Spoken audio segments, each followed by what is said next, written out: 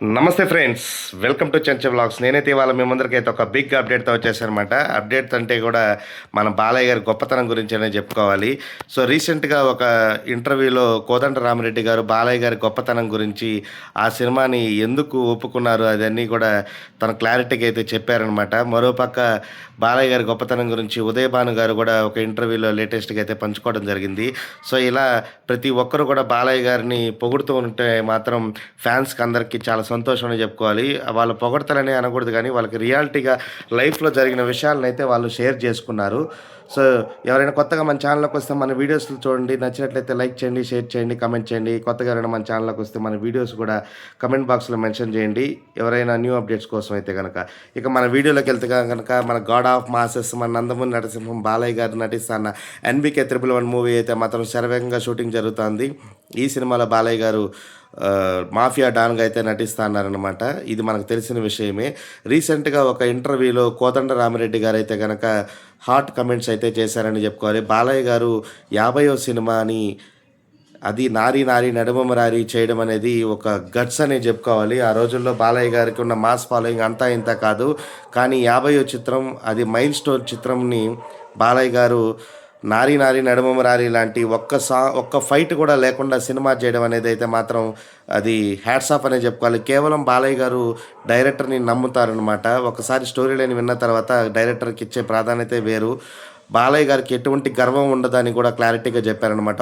ఒక పక్క ఆయన ఎన్టీ రామారావు గారు లాంటి సీఎం కొడుకు అయినప్పటికీ కూడా, అలాగే ఒక స్టార్ హీరో సన్ అయినప్పటికీ ఆయన ఎటువంటి భేషజాలు ఉండవు. ఆయనకి సెట్స్లో రాగానే ఆయన పలకరించే విధానం కానీ ప్రతి ఒక్కరు సామాన్యుడు లాగానే కూర్చొని అందరితో కూడా కూర్చొని భోంచేస్తారు, అందరినీ గ్రీట్ చేస్తారు. అంటే అందరికీ వెల్కమ్ చెప్తూ ఆయన హాయ్ చెప్తూ అందరితో కలిసిపోయే విధానము, ఇవన్నీ చూస్తే ఆయనకి ఎటువంటి గర్వం కూడా ఉండదు అని కోదండ రామిరెడ్డి గారు చెప్పిన విధానానికైతే నిజంగా అనేది హ్యాట్స్ ఆఫ్ అని చెప్పుకోవాలి. ఆ రోజుల్లో బాలయ్య గారు అదొక మైల్ స్టోన్ మూవీ నారి నారి నడుమరారి. ఎందుకంటే ఆ సినిమా 50వ సినిమా కాబట్టి అందరూ ఎక్స్పెక్టేషన్స్ ఫ్యాన్స్ ఒక రేంజ్లో ఉంటాయి. బట్ ఏమాత్రం తగ్గకుండా ఆమాంతం నవ్వులు పూయించే విధంగా సినిమాని అయితే తీశారనమాట. కోదండ రామిరెడ్డి గారు తన స్టైల్కి భిన్నంగా అయితే చేసిన సినిమా, కానీ ఒక రేంజ్లో ఆడింది, ఇండస్ట్రీని ఊపేసిందనే చెప్పుకోవాలి అప్పట్లో. అలాగే మరోపక్క ఉదయ్ భాను గారు కూడా రీసెంట్గా తను ఇచ్చిన ఇంటర్వ్యూలో తను చాలా సంవత్సరాల నుంచి ఇండస్ట్రీలో 12 ఏళ్లకే యాంకర్గా స్టార్ట్ చేశానని, తనకి చాలామంది తెలుసు కానీ అప్పట్లో తను ఇన్వైట్ చేసినప్పుడు చాలామంది ఫోన్ లిఫ్ట్ చేయలేదని, బట్ బాలయ్య గారు మాత్రం ఫోన్ చేసినప్పుడు రెస్పాండ్ అయ్యి నేను ఈవెంట్కి వస్తాను, పుట్టినరోజు వేడుకకి వస్తానని చెప్పి వచ్చి అంత పెద్ద స్టార్ హీరో అయినప్పటికీ దాదాపు 45 మినిట్స్ ఫ్యామిలీ అందరితో కూడా గడిపి ఆయన తన ఫీడ్బ్యాక్ని అంటే తన ఆనందాన్ని, అదేవిధంగా ప్రతి ఒక్కరికి కూడా ఫోటోలు దిగుతూ సెల్ఫీలు ఇస్తూ ప్రతి ఒక్కరితో కూడా కలిసిపోయిన విధానాన్ని చూసి ఉదయ్ భాను గారైతే ఒక ఇంటర్వ్యూలో చెప్పి చాలా హ్యాపీ ఫీల్ అయ్యారు. సో బాలయ్య గారు ఎప్పుడు కూడా ఆయన మనస్తత్వం చాలా మంచిది, ఆయనకి ఎటువంటి గర్వం ఉండదు. ఆయన ఎప్పుడు కూడా ఏదో ఒకటి ప్రజల్లో ఉండాలని అనుకుంటారు, సేవ చేయాలనుకుంటారు. అందుకోసమే బసవతారకం క్యాన్సర్ హాస్పిటల్ చైర్మన్గా ఉంటూ చాలామందికి క్యాన్సర్ రోగులకి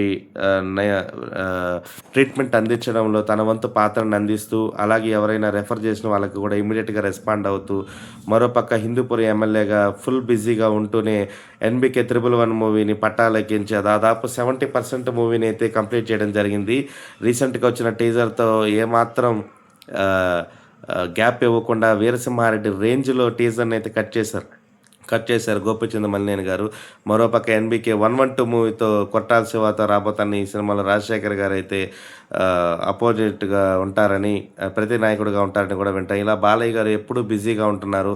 ఆయన బిజీగా ఉంటూ ఇటువంటి సేవా కార్యక్రమాలు పాల్గొంటూ చాలామందికి టైం కేటాయిస్తూ వాళ్ళ ఫంక్షన్స్కి వెళ్ళడం, అలాగే సినిమా సెట్స్లో కూడా ప్రతి ఒక్కరితో కూడా ఎటువంటి గర్వం భేషజాలకు పోకుండా అందరినీ పలకరించే విధానానికి అందరూ అంటుంటారు బాలయ్య గారు కోపిష్టి, ఆయన కోపం వస్తుంది, కొడతారు, అది ఇది అంటారు. బట్ బాలయ్య గారు